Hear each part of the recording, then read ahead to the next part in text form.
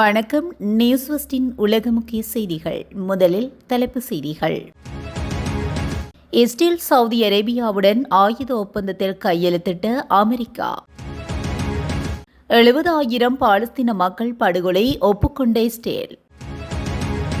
நள்ளிரவு முதல் அமெரிக்க அரசு நிர்வாகம் பகுதி செயலிழப்பு. ஈரானில் வெடித்து சிதறிய துறைமுக நகர கட்டடம் தொடரும் பரபரப்பு. இஸ்ரேல் வான்வழி தாக்குதலில் காசாவில் 29 பேர் உயிரிழப்பு. பாகிஸ்தானில் தாக்குதல் 125 பேர் உயிரிழப்பு. அமெரிக்காவில் 300 நகரங்களில் 10 லட்சம் பேர் திரண்டு போராட்டம். லண்டனில் உள்ள பாலர் பாடசாலையொன்றில் பாரிய தீ விபத்து. ஒரே உத்தரவில் அரசியல் முடக்கம். மேற்கு ஆப்பிரிக்க இராணுவ அரசின் அதிரடி. இந்திய இறைச்சிகளுக்கு தடை விதித்த கிர்கிஸ்தான். இந்தியாவில் சிறுவர்களுக்கு சமூக வலைதள தடை. பங்களாதேஷில் பாரிய நிலநடுக்கம் தொடர்பான விரிவான செய்திகள். இஸ்ரேலுக்கு $6.67 பில்லியன் மதிப்புள்ள ஆயுத விற்பனைக்கும் சவுதி அரேபியாவுக்கு $9 பில்லியன் மதிப்புள்ள ஆயுத விற்பனைக்கும் ட்ரம்ப் நிர்வாகம் ஒப்புதல் அளித்துள்ளது. அதிகரித்து வரும் பிராந்திய பதற்றங்கள் மற்றும் ட்ரம்பின் தொடர்ச்சியான காசா போர் நிறுத்த முயற்சிகளுக்கு மத்தியில் இந்த ஒப்பந்தங்கள் இடம்பெற்றுள்ளன. இஸ்ரேலுக்கான ஆயுத தொகுப்பில் $3.8 பில்லியன் மதிப்புள்ள 30 அப்பாச்சி தாக்குதல் ஹெலிகாப்டர்களும் உள்ளடங்குகின்றன. மேலும் $1.98 பில்லியன் மதிப்புள்ள 3250 இலகுரக தந்திரோபாய வாகனங்கள், $150 மில்லியன் இலகுரக பயன்பாட்டு ஹெலிகாப்டர்களும் உள்ளடக்குகின்றன. இதற்கிடையில் சவுதி அரேபியா 730 பெட்ரியாட் ஏவுகணைகள் மற்றும் பிற உபகரணங்களையும் பெறவுள்ளது. இது பிராந்திய பாதுகாப்பை அதிகரிக்கும் என்றும் நேட்டோ அல்லாத ஒரு முக்கிய நாடு வளைகுடா பிராந்தியத்தில் ஸ்திரத்தன்மையை பராமரிக்க உதவும் என்றும் அமெரிக்க வெளியுறவுத்துறை தெரிவித்துள்ளது. ஹமாஸுக்கும் இஸ்ரேலிய இராணுவத்துக்கும் இடையிலான மோதல்களில் சுமார் 70,000 பாலஸ்தீன மக்கள் கொல்லப்பட்டதாக இஸ்ரேலிய இராணுவம் முதல் முறையாக ஒப்புக்கொண்டுள்ளது. வெளிநாட்டு ஊடக அறிக்கைகளின்படி இஸ்ரேலிய இராணுவம் இஸ்ரேலிய பிரபல செய்தி நிறுவனத்திடம் உண்மை கூறியுள்ளது. இந்த எண்ணிக்கையில் காணாமல் போனவர்கள் சேர்க்கப்படவில்லை. மோதல்களில் 71,667 பேர் இறந்ததாக பாலஸ்தீன சுகாதார அமைச்சகம் புதன்கிழமை ஒரு அறிக்கையை வெளியிட்டது. 1,71,343 பேர் காயமடைந்ததாகவும் அமைச்சகம் தெரிவித்துள்ளது. மேலும் அக்டோபர் நடுப்பகுதியில் போர் நிறுத்தம் தொடங்கியதிலிருந்து இஸ்ரேலிய தாக்குதல்களில் 492 பாலஸ்தீனியர்கள் கொல்லப்பட்டுள்ளனர். மேலும் அந்த எண்ணிக்கையும் இதில் அடங்குகின்றன. இருப்பினும் சுகாதார அமைச்சின் அறிக்கையை மேற்கோள் காட்டி இறந்தவர்களில் போராளிகள் மற்றும் பொதுமக்களின் எண்ணிக்கை தனித்தனியாக கணக்கிடப்படவில்லை என்று வெளிநாட்டு ஊடகங்கள் செய்தி வெளியிட்டுள்ளன. போரின் தொடக்கத்தில் இஸ்ரேலிய பாதுகாப்பு படைகள் பாலஸ்தீன சுகாதார அமைச்சகத்தின் புள்ளி விவரங்கள் தவறானவை என்று குற்றம் சாட்டியிருந்தமை குறிப்பிடத்தக்கது. அமெரிக்க நாடாளுமன்றத்தில் நிதி சட்டமூலத்தை நிறைவேற்றுவதில் ஏற்பட்ட காலதாமதம் காரணமாக நேற்று நள்ளிரவு முதல் அமெரிக்க அரசு நிர்வாகம் பகுதியளவில் முடங்கியுள்ளது. ஜனாதிபதி டொனால்ட் ட்ரம்ப் மற்றும் எதிர்க்கட்சியான ஜனநாயக கட்சியினருக்கு இடையே குடியேற்ற கொள்கை தொடர்பாக ஏற்பட்ட மோதலே இந்த முடக்கத்துக்கு முக்கிய காரணமாக அமைந்துள்ளது. மினியாபோலிஸ் நகரில் அண்மையில் பெடரல் அதிகாரிகளால் அலெக்ஸ் பிரெட்டே என்ற அமெரிக்க குடிமகன் சுட்டுக் கொல்லப்பட்ட சம்பவம் பெருங்கொந்தளிப்பை ஏற்படுத்தியது. இதனால் குடியேற்ற நடைமுறையாக பிரிவினருக்கு கூடுதல் நிதி வழங்க ஜனநாயக கட்சியினர் எதிர்ப்பு தெரிவித்தனர். இதன்படி அதிகாரிகள் முகக்கவசம் அணிய தடை விதித்தல், உடல் பொறுத்து கமராக்களை கட்டாயமாக்குதல் போன்ற புதிய விதிகளை கொண்டு வந்தால் மட்டுமே நிதி சட்டமூலத்துக்கு ஆதரவு தருவோம் என்று அவர்கள் பிடிவாதம் பிடித்ததனால் இந்த முடக்கம் ஏற்பட்டுள்ளது. இந்த முடக்கத்தால் சுமார் 8 லட்சம் அரசு ஊழியர்கள் பாதிக்கப்படலாம் என்று அச்சம் வெளியிடப்பட்டுள்ளது. இதற்கு அமைய பாதுகாப்பு, போக்குவரத்து, கல்வி மற்றும் திரைசேரி ஆகிய துறைகள் பாதிக்கப்படக்கூடும் என தெரிவிக்கப்பட்டுள்ளது. எனினும் அஞ்சல் சேவை, இராணுவம் மற்றும் அவசரகால மருத்துவ சேவைகள் வழக்கம் போல் செயல்படும் என தெரிவிக்கப்பட்டுள்ளது. நாங்கள் ஒரு ஒப்பந்தத்தை எட்டியுள்ளோம், ஆனால் அவை இன்னும் முறைப்படி சட்டமாக்கப்பட வேண்டும். இந்த முடக்கம் மிக குறுகிய காலமே நீடிக்கும் என்று ஜனாதிபதி ட்ரம்ப் நம்பிக்கை தெரிவித்துள்ளார். எதிர்வரும் 2ஆம் தேதி நாடாளுமன்றத்தில் பிரதிநிதிகள் சபை கூடும்போது தற்காலிகமான நிதி ஒதுக்கீடு குறித்த சட்டம் மூலம் நிறைவேற்றப்படும் என எதிர்பார்க்கப்படுகின்றது. இது கடந்த ஓராண்டில் ஏற்பட்டுள்ள 2வது அரச முடக்கம் என்பதும் 2025 ஏற்பட்ட 43 நாட்கள் நீடித்த முடக்கமே அமெரிக்க வரலாற்றில் மிக நீண்ட முடக்கம் என்பதும் குறிப்பிடத்தக்கது. ஈரான் தெற்கு பகுதியில் அமைந்துள்ள முக்கிய துறைமுக நகரமான பந்தர் அப்பாஸ் பகுதியில் இன்று 8 மாடி கட்டிடம் ஒன்றில் திடீரென சக்தி வாய்ந்த வெடிப்பு ஏற்பட்டுள்ளது. இதில் ஒரு நபர் உயிரிழந்ததுடன் 14 பேர் படுகாயமடைந்தனர். காயமடைந்தவர்கள் உடனடியாக மருத்துவமனைக்கு கொண்டு செல்லப்பட்டனர். வெடிப்பில் கட்டிடத்தின் 2 தளங்கள் முற்றிலுமாக சேதமடைந்தன. மேலும் அருகில் இருந்த கடைகள் மற்றும் பல வாகனங்களும் பலத்த சேதமடைந்துள்ளது. ஈரானிய புரட்சிகர காவல் படையின் கடற்படை கமாண்டரை குறிவைத்து இந்த வெடிப்பு நிகழ்ந்ததாக செய்திகள் தெரிவித்துள்ளன. ஆனால் அதை ஈரான் அரசு ஊடகம் மறுத்துள்ளது. எரிவாயு கசிவால் இந்த விபத்து நடந்ததாக ஈரான் அரசு ஊடகம் தெரிவித்துள்ளது. இந்த வெடிப்பு எதனால் ஏற்பட்டது, இது திட்டமிட்ட தாக்குதலா அல்லது விபத்தா என்பது குறித்து ஈரானிய பாதுகாப்பு அதிகாரிகள் தீவிர விசாரணை நடத்தி வருகின்றனர்.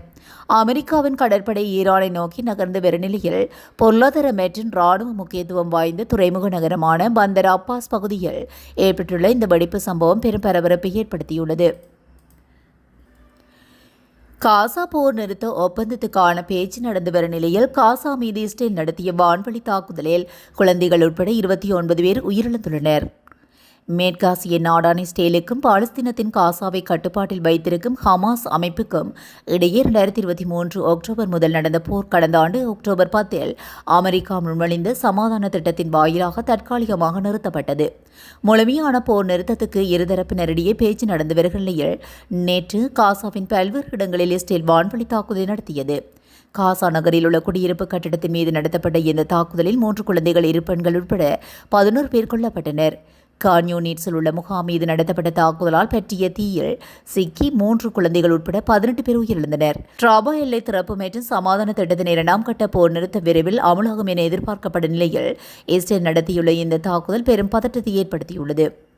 ஆனால் ஹமாஸ் அமைப்பு போர் நிறுத்தத்தை மீறி காசாவில் இருந்து ஏவுகணைகளை ஏவியதுக்கு பதிலடியாகவே இந்த தாக்குதல் நடத்தப்பட்டதாக இஸ்ரேல் ராணுவம் தெரிவித்துள்ளது. பாகிஸ்தானில் பலுசிஸ்தான் மாகாணத்தில் உள்ள பல நகரங்களில் நேற்று பலுச் விடுதலை படையைச் சேர்ந்த பிரிவினவாதிகள் தொடர்ச்சியான தாக்குதலை நடத்தியதனால் மோதல்கள் வெடித்துள்ளன. இந்த மோதலில் 92 பிரிவினவாதிகள், 15 வீரர்கள் மற்றும் 18 பொதுமக்கள் உட்பட 125 பேர் கொல்லப்பட்டதாக பாகிஸ்தான் ராணுவம் தெரிவித்துள்ளது. அமெரிக்காவில் சட்டவிரோதமாக தங்கியிருந்த இந்தியர்கள் உள்ளிட்ட வெளிநாட்டினர், பிரபலங்கள் உட்பட ஆயிரக்கணக்கானவர்கள் கைது செய்யப்பட்டு நாடு கடத்தப்பட்டனர். இதற்கு எதிர்ப்பு தெரிவித்து அங்கு நாடு முழுவதும் தொடர் போராட்டம் நடந்து வருகிறது. கடந்த வாரத்தில் மினசோட்டாவில் உள்ள ஐஸ் அலுவலகம் முன்பு போராடிய அலெக்ஸ் பிரேட்டி என்பவர் அதிகாரிகளால் சுட்டுக் கொல்லப்பட்டார். இதற்கு கடும் எதிர்ப்பு தெரிவித்து போராட்டம் வலுத்து வருகிறது. வார இறுதி நாளான நேற்று அமெரிக்காவின் New York, Washington, Chicago, Phoenix, San Francisco, Boston உட்பட 300க்கும் மேற்பட்ட நகரங்களில் 10 லட்சத்துக்கும் அதிகமானவர்கள் திரண்டு வந்து போராட்டத்தில் ஈடுபட்டனர். அப்போது ட்ரம்புக்கு எதிராக அவர்கள் கோஷங்கள் போட்டும் பதாகைகளை ஏந்தி வந்தும் ஆர்ப்பாட்டத்தில் ஈடுபட்டனர். போராட்டத்தை ஒடுக்க போலீசார் குவிக்கப்பட்டனர். பல இடங்களில் போலீசார் ஆர்ப்பாட்டக்காரர்களிடையே ஏற்பட்ட மோதலில் கண்ணீர் புகைக்குண்டுகள் வீசப்பட்டு கலைக்கப்பட்டனர். இதனால் அமெரிக்காவில் பெரும் பதற்ற நிலை ஏற்பட்டுள்ளது. லண்டனில் உள்ள பாலர் பாடசாலையொன்றில் நேற்று நள்ளிரவு தீ விபத்து ஏற்பட்டுள்ளது. லூயிஸ் சாமின் கேட்போர்டில் உள்ள ருஷே கிரேன் பாலர் பாடசாலையிலேயே இந்த தீ விபத்து சம்பவம் பதிவாகியுள்ளது. 3 மாடி கட்டிடத்தில் ஏற்பட்ட தீயை அணைக்க மீட்பு பணியாளர்கள் சம்பவ இடத்துக்கு விரைந்து வந்ததாக அதிகாரிகள் குறிப்பிட்டுள்ளனர். இந்த தீ விபத்தால் யாருக்கும் பாதிக்கப்படவில்லை என்றும் சொத்துக்களின் சேதம் தொடர்பில் மதிப்பாய்வு செய்யப்பட்டு வருவதாகவும் அறிவிக்கப்பட்டுள்ளது. மேற்கு ஆப்பிரிக்காவில் புர்கினா பாசோ நாட்டில் உள்ள அனைத்து அரசியல் கட்சிகளுக்கும் அந்நாட்டு ராணுவ அரசு அதிரடியாக தடை விதித்துள்ளது. கடந்த 2022ஆம் ஆண்டு ராணுவ புரட்சி மூலம் அதிகாரத்தை கைப்பற்றிய கேப்டன் இப்ராஹிம் இட்ராட்ரோ தலைமையிலான அரசாங்கம் நாட்டின் நிலவும் பிரிவினைகளை தவிர்க்கவும் நாட்டை மறுசீரமைக்கவும் இந்த நடவடிக்கை எடுக்கப்பட்டுள்ளதாக தெரிவிக்கப்பட்டுள்ளது. இந்தியாவிலிருந்து வாங்கும் இறைச்சி மற்றும் மாடு, ஆடு, கோழி, பன்றிகளின் இறக்குமதிக்கு கிர்கிஸ்தான் அரசு தடை விதித்துள்ளது. இது தொடர்பாக கிர்கிஸ்தான் உணவுத்துறை அமைச்சு வெளியிட்டுள்ள அறிக்கையில் இந்தியாவில் நிபா வைரஸ் பரவல் தொற்றியுள்ளது. இந்த நிபா வைரஸ் விலங்குகளிடமிருந்து மக்களுக்கு தொற்றும் அபாயம் உள்ளது. இதனால் வர்த்தகம் மற்றும் பயண விடயங்களில் முன்னெச்சரிக்கை நடவடிக்கை எடுக்கப்பட்டுள்ளது. அதன்படி முன்னெச்சரிக்கையாக இந்தியாவிலிருந்து வரும் இறைச்சி உட்பட விலங்குகளிலிருந்து கிடைக்கும் உற்பத்தி சார்ந்த பொருட்களுக்கு தடை விதிக்கப்படுகின்றது. மேலும் நம் நாட்டின் தலைநகரான பிஸ்ஸெக் விமான நிலையத்தில் கண்காணிப்பு தீவிரப்படுத்தப்பட்டுள்ளது. வெளிநாடுகளிலிருந்து நம் நாட்டுக்கு வரும் மக்கள் பரிசோதனைக்கு பிறகே அனுமதிக்கப்படுகின்றனர். ஒவ்வொரு பயணிகளின் உடல் வெப்பநிலை பரிசோதிக்கப்பட்டு வருகிறது. தற்போது இந்தியாவில் நிபா வைரஸ் கட்டுக்குள் உள்ளது என்றும் தீவிரமாக கண்காணித்து வருகிறோம் என்றும் மத்திய அரசு தெரிவித்திருந்தமை குறிப்பிடத்தக்கது. மெட்டா மற்றும் யூடியூப் தளங்களின் உலகின் மிகப்பெரிய சந்தையாக விளங்கும் இந்தியா இளைஞர்களின் உடல்நலம் மற்றும் பாதுகாப்பில் சமூக வலைதளங்கள் ஏற்படுத்தும் தாக்கம் குறித்த உலகளாவிய விவாதத்தில் தற்போது இணைந்துள்ளது. ஆந்திரா பிரதேசத்தை ஆளும் தெலுங்கு தேசம் கட்சியை சேர்ந்த நாடாளுமன்ற உறுப்பினர் LSK தேவையாளு இந்த சட்ட மூலத்தை முன்மொழிந்துள்ளார். இந்திய குழந்தைகள் சமூக வலைதளங்களுக்கு மிக மோசமாக அடிமையாகி வருகின்றனர். உலகிலேயே வெளிநாட்டு தளங்களுக்கும் தரவுகளை வழங்கும் மிகப்பெரிய நாடுகளில் ஒன்றாக இந்தியா உள்ளது. இந்திய பயனர்களின் தரவுகளை பயன்படுத்தி வெளிநாட்டு நிறுவனங்கள் மேம்பட்ட AI அமைப்புகளை உருவாக்குகின்றன. இந்தியர்கள் ஊதியம் இல்லாத தரவு வழங்குநர்களாக மாற்றப்படும் நிலையில் அதன் பொருளாதார பலன்கள் வெளிநாடுகளுக்கு செல்கின்றன.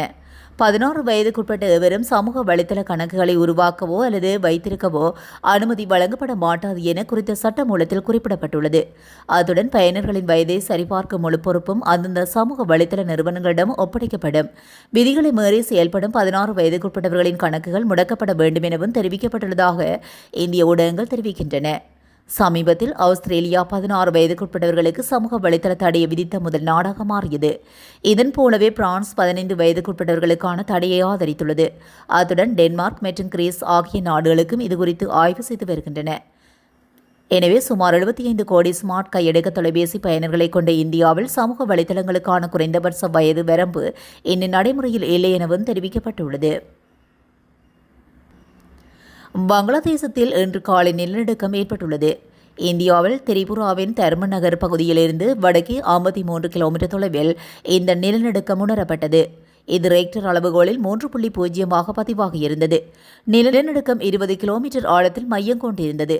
இதனை தேசிய நிலநடுக்க அறிவியல் மையம் வெளியிட்ட தகவல் தெரிவிக்கின்றன. இதுபோன்ற செய்திகளை உடனுக்குடன் தெரிந்து கொள்ள நியூஸ் ஃபர்ஸ்டுடன் இணைந்திருங்கள். நன்றி, வணக்கம்.